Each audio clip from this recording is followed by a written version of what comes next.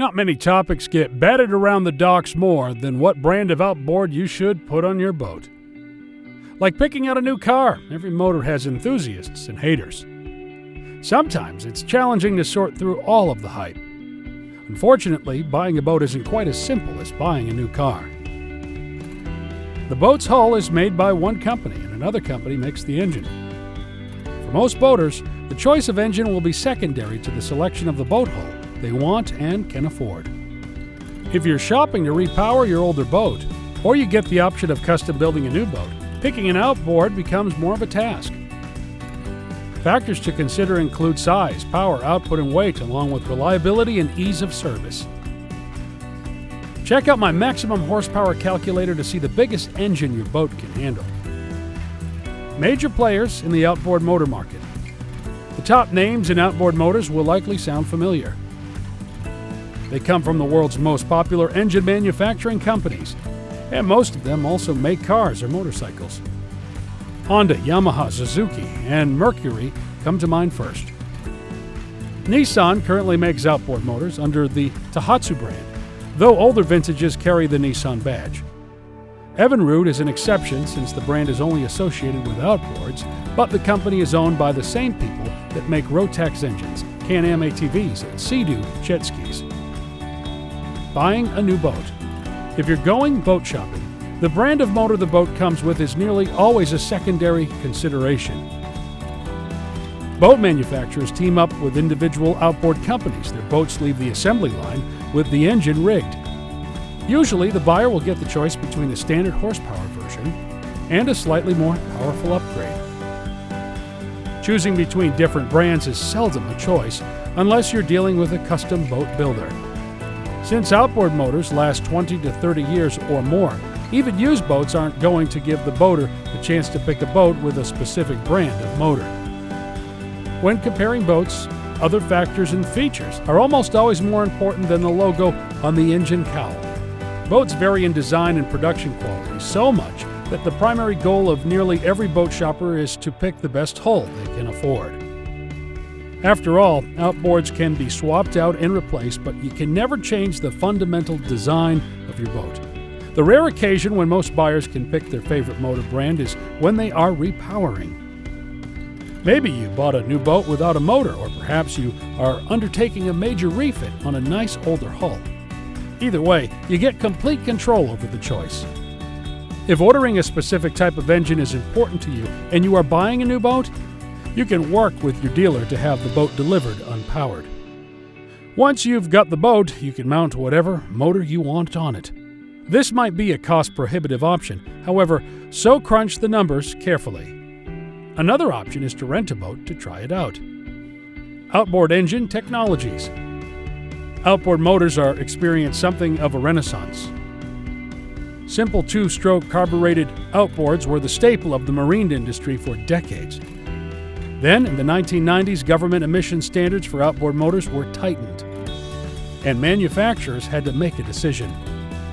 Should they stick with the two-stroke motor and work to make them cleaner, or should they convert already clean four-stroke engines for marine use? Nearly all of the top manufacturers chose to go with four-stroke motors. Today, four-stroke outboards make up the majority of the U.S. market. Technology and engineering advances have allowed these motors to match or beat the performance of comparable two-strokes, and they are now lighter and more powerful than ever. All but the smallest engines are fuel-injected, meaning quick starting and more efficient combustion. Outboards today come in every shape and size, from 20-pound 2-horsepower models to V8 400-horsepower monsters. Large offshore fishing boats are being rigged with 3, 4, 5, or more huge outboards rigged on the back. Companies like Seven Marine are pushing the limits to how much power an outboard can produce. The company makes what are currently the most powerful on the market, a 627-horsepower V8. New alternatives to gasoline outboards. If you're in the market for a smaller outboard motor, there are several options other than standard gasoline models that might be worth considering. Torqeedo makes a range of rechargeable electric outboards. The company has tested the engines in pretty much any condition you can imagine. They offer models that are comparable to gasoline outboards ranging from 1 to 80 horsepower. On smaller examples, battery packs are easily swapped so you can carry a charged spare at all times if you want to. For yacht tenders, canoes, john boats, or any other small craft looking for an occasional push, these electric outboards are an interesting choice. There are also several propane outboards on the market now. They range from 5 to 15 horsepower and can run off either portable 1-pound camping cylinders or from a large propane tank fed through a hose and adapter. The two leading players in the propane outboard market are Lair and Tohatsu. These motors are primarily geared towards sailors to use as yacht tenders, but they are perfectly viable for any small vessel application. If you're looking to repower a workboat or other high-power vessel, there are now diesel outboards on the market. Yanmar, the Japanese maker of diesel engines for marine and tractor use, has released a 2-cylinder diesel outboard called D-Torque. While only rated at 50 horsepower, the Torquey diesel is more accurately compared to a 70 horsepower gasoline outboard. Look for more size options and other manufacturers venturing into the diesel outboard market soon. Selecting the perfect outboard. If you get the luxury of picking out an outboard motor, how do you go about doing it? Just like any major decision, you'll have to choose which criteria are more important to you. 2-stroke versus 4-stroke. Evinrude E-Tech outboards are the only outboards available in the U.S. that still use 2-stroke technology. To make these motors comply with air quality standards and laws, Evinrude has created a sophisticated computer injection system. This allows the engines to run smoother, quieter, and cleaner than any 2-stroke in history. Outside of the U.S., traditional 2-strokes are still available and in service. And there are, of course, used 2-strokes that pop up on the used market from time to time. All other new outboards for sale today, including non-E-Tech Evinrudes, are 4-stroke models. Just like the engine in your car, these engines are incredibly reliable, smooth running, and clean. They start with the turn of a key, and they sip fuel, power, and weight. One overarching factor affects your decision on which outboard motor to buy: the capacity of the boat hull. On the Coast Guard capacity plate, a maximum horsepower and maximum motor weight will be provided. Do not exceed these limitations. Not only will doing so be unsafe, but you may be invalidating your insurance and limiting your options to resell the boat. You don't have to put the maximum power on the boat either. Many boat manufacturers will provide a recommended power, which should be more than enough for most people. If your boat planes, you'll need to be careful to put enough power on to ensure that the boat will get on plane when fully loaded. Another major factor affecting your choice will be the weight of the motor itself. 2-stroke motors are always lighter than their 4-stroke competitors. With this in mind, you can usually put more 2-stroke horsepower on the back of a boat. If you are repowering an older hull with a 4-stroke, you might have to settle for a less powerful motor to keep the boat safely balanced. Mechanics and parts availability. One of the most variable things about these brands is your access to mechanics and parts. Some companies focus more on some geographic regions than others. If your outboard has the newest, fanciest technology available, you will have a much harder time finding people who will work on it. If you plan to do work on the motor yourself, another consideration is how easy parts are to get. Several companies allow their parts to be sold online, and there are several useful websites to get them from. While you're shopping for your outboard, browse the websites and see how easy parts are to get. You can also put together a sample shopping list for each brand of motor and then see whose parts are the least expensive. Warranty. Considering that modern outboards, like many modern cars, are extremely reliable and built to provide years of worry-free service, the manufacturers often compete based on their provided warranties. It's not uncommon to see promotions offering an extra year or two of extended warranty service. Nearly all companies offer at least a 5-year warranty. This is an important consideration. Outboard motors are one of the most expensive upgrades you can make to your boat. There are also several other questions to consider when comparing warranties. Does the warranty allow you to transfer it? Should you sell the boat? Does the warranty cover mechanics labor should repairs be needed? What sort of warranty protection is included for corrosion issues if you operate in saltwater? Use in saltwater. All outboards are designed to be used in fresh or saltwater. Saltwater is corrosive, but these engines are designed to take it with stainless steel components. Regardless, your engine will last longer if you take care of it. In saltwater, this means a few extra steps to your routine. If you store your boat in the water, make sure you tilt the engines out of the water every night. Rinse them off with clean, fresh water often, and take the time to flush the cooling system after every use. Most motors now feature a flush port where you can plug in a garden hose to clean the cooling system easily. If you don't have a flush port, you can flush the engine by using a hose adapter. That fits over the water intakes at the bottom of the engine. Besides daily cleaning and doing maintenance and oil changes, you can take a few minutes to help fight corrosion. Make sure to service all grease points every time you work on the motor, and treat any rust or corrosion the moment you spot it. It will only get worse with time. Additionally, there are many corrosion inhibitors available that can be sprayed on the engines to help ward off any nastiness. Finally, make sure your anodes are in good shape and always replace them at least annually, if not more often. What is the best outboard motor for your boat? Types of boat hull. Surprisingly, even small outboards can drive fairly hefty vessels.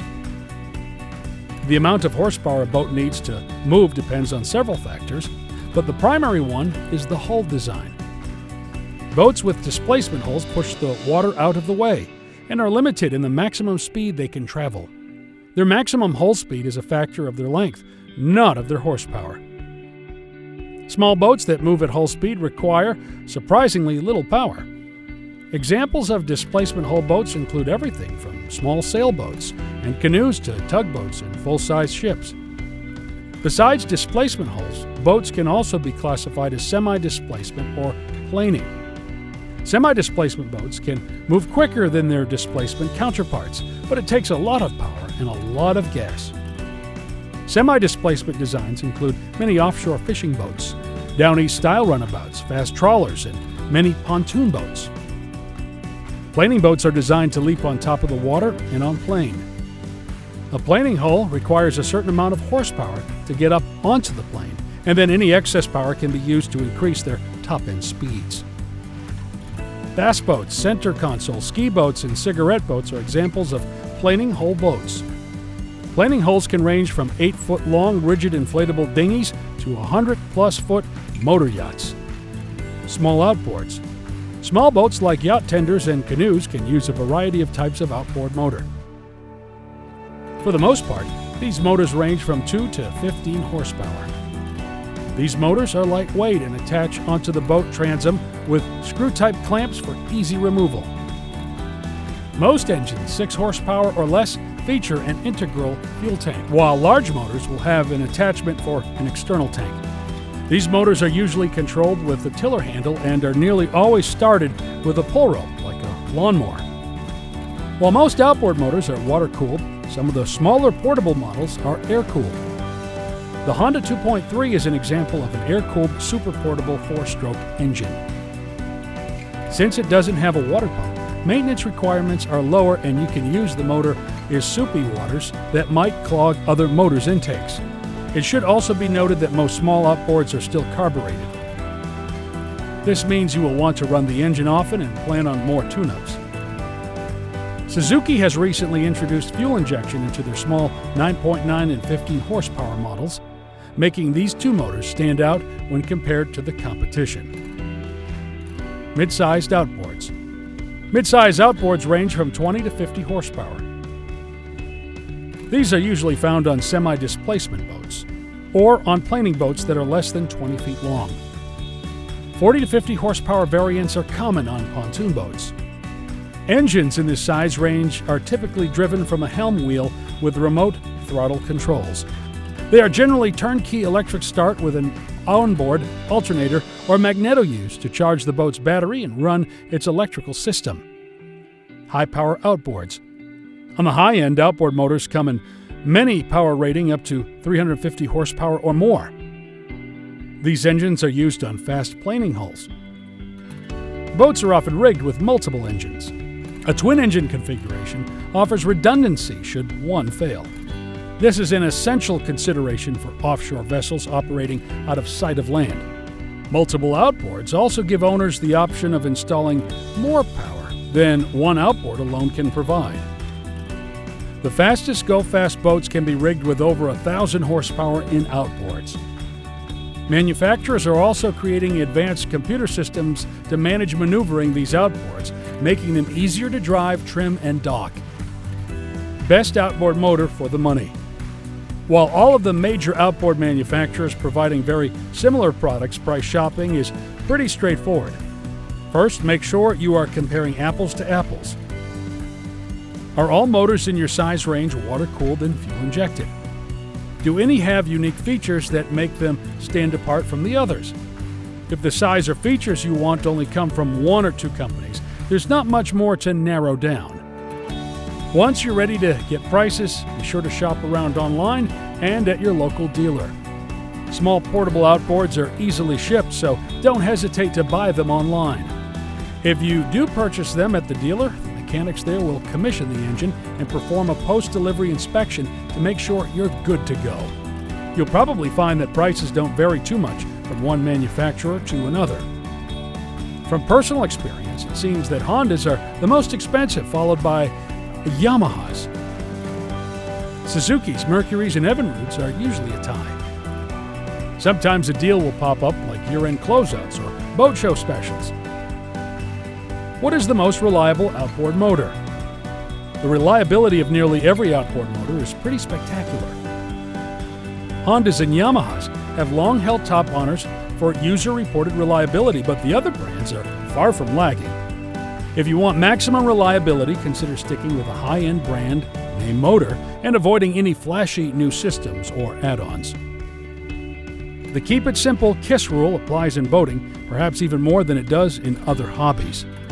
Nearly all problems with outboard motors of any brand involve the fuel system. Whether the cause is ethanol additives or old fuel and lack of use, this is one problem that will get nearly every boat owner from time to time. If you have a carburetor on your outboard, be sure to run your motor even if you aren't boating regularly. Drain the carb if you are storing the engine for a while.